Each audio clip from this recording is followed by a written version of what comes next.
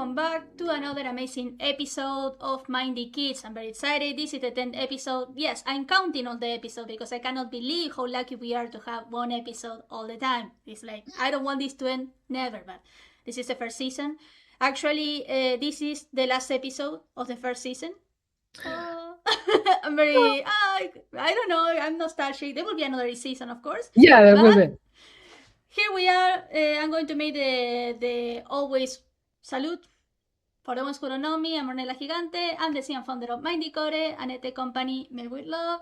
And with me is the amazing, the incredible. We love her. We all love her. Hello there, Laura. How are you? Hi, how are you? Super happy to be here. Yay! So yes, this episode is going to be, wow, an amazing episode. It's like I always say the same. I was expecting this episode. No. But this one, the Peggy one, and the last one are one of my favorites. We are going to talk about identity, belonging, and big dreams in a gamer. Yes. Yes, please. So this is the sentence that's very, very interesting for a kid and sometimes scary for parents. When a kid says, I am a gamer or I want to be a gamer. And there are so many people who freak out. So first of all, this is much more about when a kid is saying this is a lot about identity, a lot about belonging, and a little bit about big dreams. This is true. And we can support that. And it's very, very often a phase where kids are exploring belonging, and they are not going to be just stuck there. And it can mean a lot of things. It can mean joy. It can mean that they get more and more competent, and this is one of the fields of their lives where they are developing competence faster. So this feels very, very good. It can be linked to friendship, also to admiration for creators and for other players. And so this is not concerning. This is not a problem. The problem would be if the identity of the kid was getting narrower and narrower.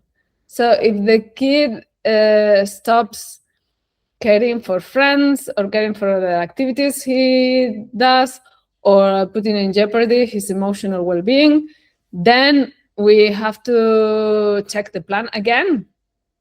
But if the only thing is that he just says, oh, I want to be a gamer, and he just wants to be the best, and maybe that other people recognize him, this is not a problem. But yeah. Sorry. It's just we were trying to practice this. It's like I don't want to interrupt you, but things are so interesting that I have questions. So I'm so sorry. And I'm so excited to keep on talking about this. So please tell me your question. Yes, actually, this is something that happens lots of times. I see that even in my niece. I see that in myself as a kid some time ago, not that long ago, okay? And the question is, why does actually I want to be a gamer? The sentence, I want to be a gamer, trigger in parents in such a strong way, right? It's like, I think that adults fear of losing the future of the kid. They have the feeling that if a kid wants to be a gamer, he's never going to study, he's not going to take care of his health, he's not going to have any stability. So being able to recognize that you're afraid of these things is going to be able to protect them and not panic. Yeah. So finally is just something that tells you a little bit how your kid works and how his inner world is working. So I think that if this identity of being a gamer does not replace anything else, then it's not a problem. Then it's just a hobby, and maybe your kid is dreaming big, and this is not a problem. It's like this, I want to be a gamer of today is like I want to be an artist of yesterday, right? It's like the same feeling. Maybe, but so many adults respond with stigma and with shame.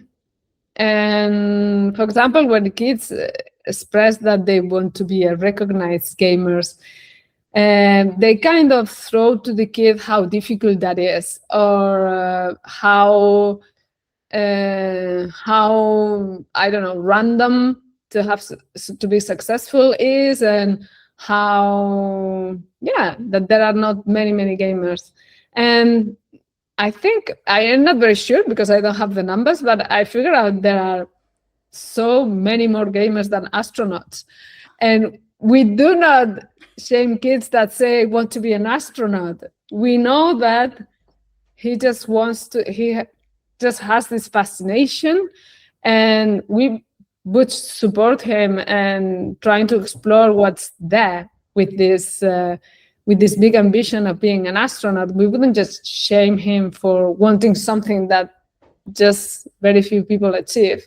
Mm-hmm. So young children, they need the validation, and other kids, they need conversations about identity and what could be a pathway if they are really so interested. Yeah, actually, then the I want to be a gamer thing is more about what? About joy, right?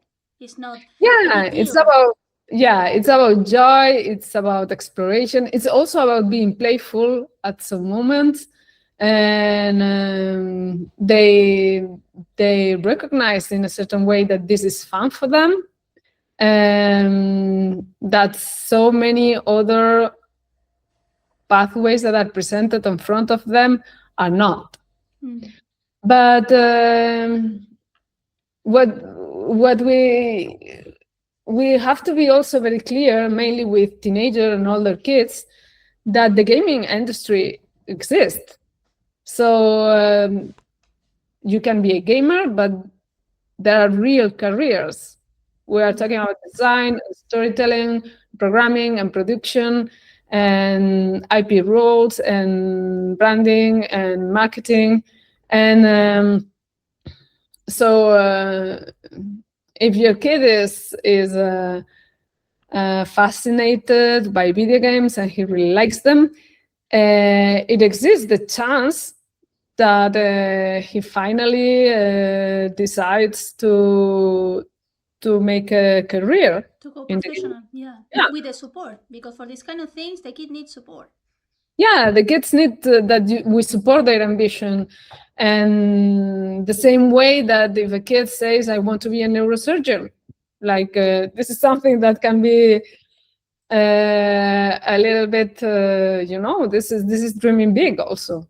Yeah, So, it's like we need to work a little more about the concept of the gaming as a profession. It's like right now it's a profession, but it's like it's very difficult for some generations to understand that gaming is not only about playing games anymore. In some aspects, you can earn money from that. It's like absolutely. And it is true that at the beginning, when a kid says, oh, I want to be a gamer, most probably he just wants to emulate the couple of YouTubers he knows and that they are just showing amazing skills in the game. And it's not that bad. It's like, is there I want to be a rock star thing? It's a little bit like this. Yeah. But I can say that gaming at some point is more, it has a more, or can have a more healthy environment than a rock stars, for example. It's more easy to manage that, actually. Well, at least, rock stars takes a lot from the moment when everything was sex, drugs, and rock and roll. And right now, today, they have a gym schedule and they eat organic foods and everything. So it's not that fun anymore. It's not that fun anymore. I love that, but it's true. I'm going to give you that because I'm joking, but it is true that right now, like everything, but even in gaming, it's not. Before you could just sit in game, and now they have so many of them. They follow the coaches for attention and ergonomics and this and that, and it's not just sit in game. Otherwise, you're not competitive because there are so many of them that they have teams. And they have it's a lot of things around that. So yes, it's complicated. It's complicated. It's a shop for some people. Lots of people right now, gaming is a shop. So yeah. So we have to be careful though. If minors want to post content, Then they need guidance, obviously. They need decisions because young kids shouldn't post content. And they have to know that there is a digital footprint of whatever they are going to post online. And they have to know that there are people that are going to be commenting. And they have to know that the people they admire, they are not only loved, that once they expose themselves, they get love and hate also. So there are a lot of things involved. Yeah. So everything is a good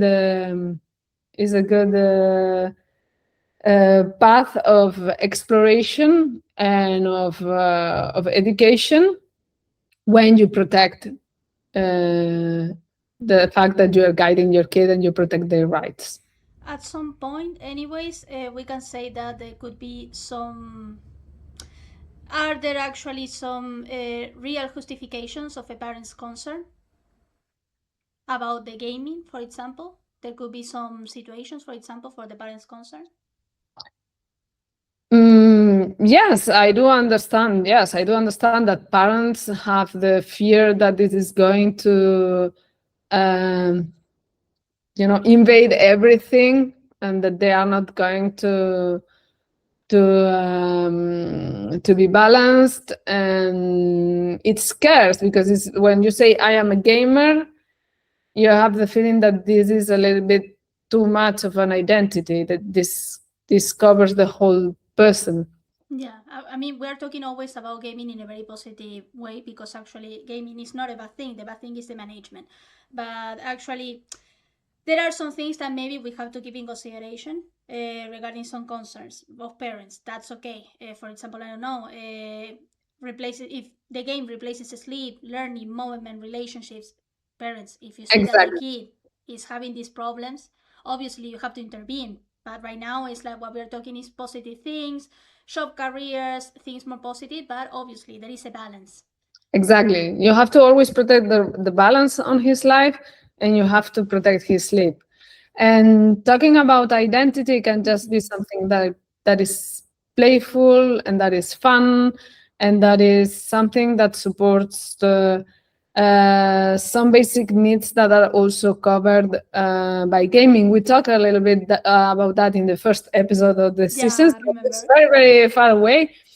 But the fact that the kid finds a place in his life where he's being more and more skillful every day, where he's developing, it's very rich. So the kid feels like he's owning his decisions of that, like he's creating a little bit of this environment where he's being more and more skillful, where he can be more and more autonomous, and he would like that forever.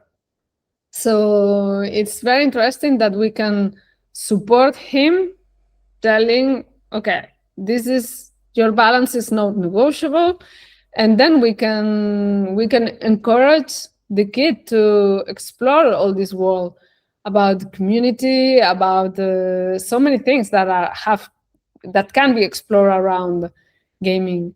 And this is not dangerous per se. This is just more and more education. So we can set limits and protect our kids while being able to have to give a safe space for a kid to explore his identity or his sense of belonging. Yeah, you can support and at the same time put Mhm. some discipline because at the end of the day, the kid, for example, is not only the kid want to be a professional, but the kid that is going to play or whatsoever. There is need to put some discipline to create this balance that you said, right? So Mhm. it's a balance. Yeah, I wouldn't call it discipline because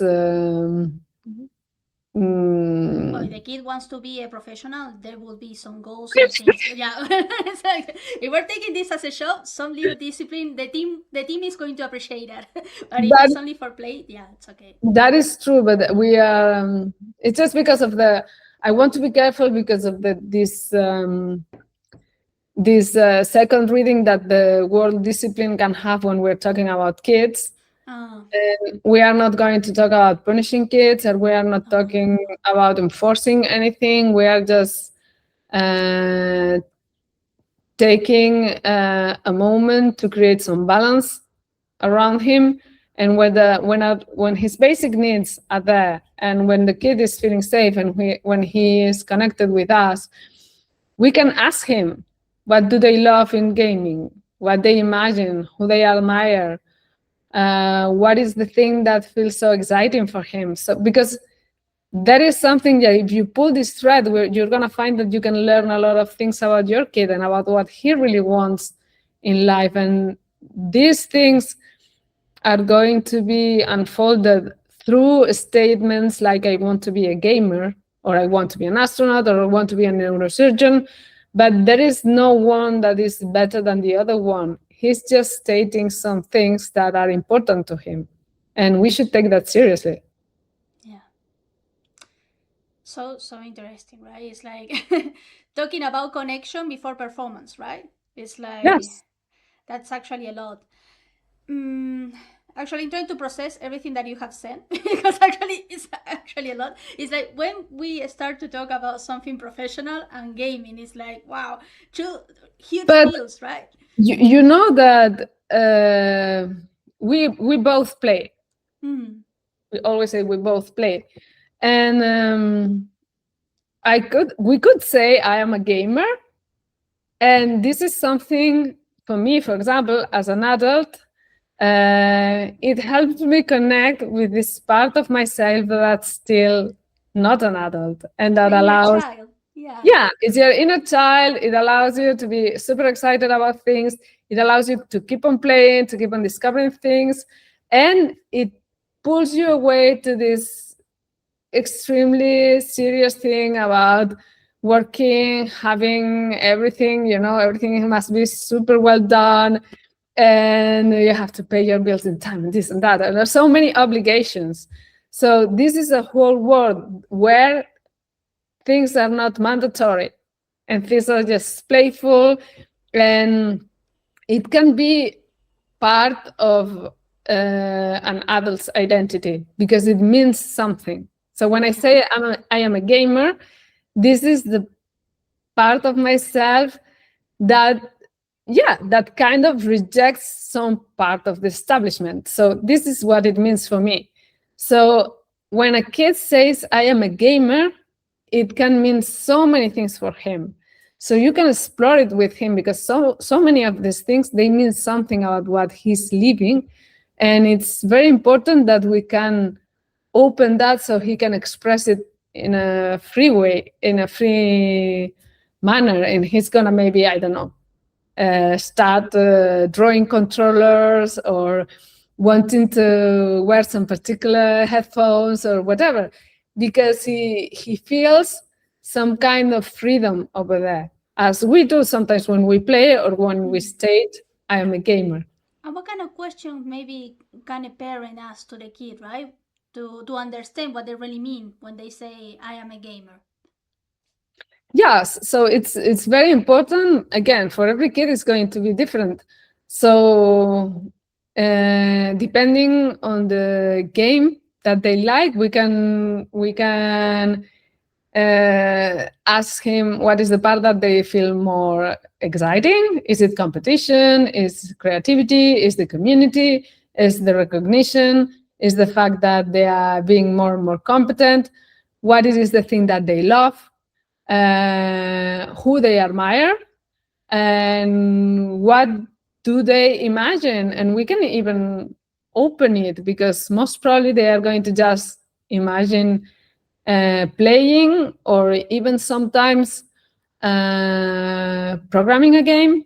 But there are so many things that you can do, and we can also open these ideas and talking about design and storytelling and so many things that are really amazing. And this is not going to be useful just for this. This is just going to open their future, even if finally, most probably, they are not going to work in the gaming industry, and it's just a way to explore their identity. But this is going to be a window that's open to many other careers and things that they can imagine for their future. So you can open that and also share. because they are going to imagine so many things, and you can also give them so many things that they can imagine, and they can project themselves in a particular direction. But most probably, what the career you think you're gonna do when you're 10 is not going to be your future. We all know that. Yeah. But it's important. It's important to us so you know how to guide. Yeah, So that's nice. And of course, the school steals in the balance. It's like, obviously. of course. Obviously, school, sleep, movement. We keep on, and they do know, and many of the kids right now, they know that you cannot just sit and game. You have to be fit, and most of gamers are. Many of them they are fit, and they train, and they train for A lot reflexes. of things. So many Yeah. things. It's like, it's not like some years ago. The stereotype is dying. Totally Yeah, dying. everything changed. Yeah. Everything is so much more technical and so much more demanding. So true. And what can you say, Laura, to a parent that can say, for example, I don't know, appears and say, "Oh my God, my kid wants to be a gamer." What can you say to this parent? Do not be afraid. Uh, Again, this is just take it as another game. And first of all, protect your kid from your fear. And so you can be realistic for yourself, and you can be also respectful. You don't have to smash your kid's dream because you think it's absurd or whatever. You can just, as we said, we can just widen it and talk about the whole industry and talk about so many things. And if your kid is just narrowing his identity to just a gamer, you can talk to him about the other things he is, because he's also a friend, or he also plays some instruments, so he's also a pianist, or he also goes to the swimming pool, so he's a swimmer. And you can just open it. And also, I don't know, there are kids that like to help. There are kids that like to explore in nature. And so you can say, I am a gamer and I am this and I am this, because we are not just one thing. Exactly. We are just a full universe. So It's just our one part yeah, of the exactly. whole thing. It's one part, but it's a part where kids feel safe and comfortable and competent, and maybe they feel more confident about how their competence is growing in games than about how it's growing at school. And this is a good thing, because they have an area of their life where they feel better and better. So you can just try to make them understand that they can also learn at school, and that they have this potential, so they can feel even more confident through their gaming identity. Wow. I really love this episode. I really love this episode. I was waiting for this. I would say the same, but it's true. It's true. Everything is like a piece of gold. Identity in gaming is very important. It's not everything, but it's a very important part of we have to guide the kid from the beginning with love and encouragement. And this famous balance that has to be in everything, as Laura said amazingly, but has to be there as well. So, Laura, this is the last episode of the first season, and I cannot believe that. It's like, wow. But I'm we're so not saying goodbye. We have so many topics to talk about. Yeah, of course. How are we going to start the second season? Maybe So season B. So first of all, I would like everyone who's watching and everyone who likes it. Well, first of all, like and subscribe as always, and just please ask your questions. If you have some topics that you want us to talk about, just feel free to drop it in the comments, and we will investigate and we will bring you an episode. But there are so many things that we can talk about. We didn't talk so much about teenagers, AI, and girls also. We had some questions about how girls face some barriers that make gaming stressful. So this is something that we can talk about. And we are going to talk about everything in the end, I think, because so many times we try to focus on a subject and we go here and there. Lots of branches. Yeah. But you're most welcome to ask any questions, and we are here to answer them. And we are here to help you navigate all this with calm and help your kids' dignity and support their hobbies. Always. So you can leave comments here in this video. You can chat me up. You can chat Laura up. You have all the information, her profile on LinkedIn. You have been talking to me, for example, in Instagram, in LinkedIn, and on WhatsApp, but you can try to contact Laura as well. And if you're shy, no problem. You can leave the message and we can talk. We can create an episode or mention your comment on the next episode, like we have been doing in these last episodes. So, Laura, thank you so much for being here. It was amazing. It was a journey. It was an adventure. And we are going to tell you for when is going to be the date of the next season, that we don't have it yet. But we will tell you, don't worry. We are going to make posts. We're going to share stories as we do always. So, thank you for being here, Laura. Have an amazing day. Thank you all to be here. The next one. Bye-bye. Bye-bye.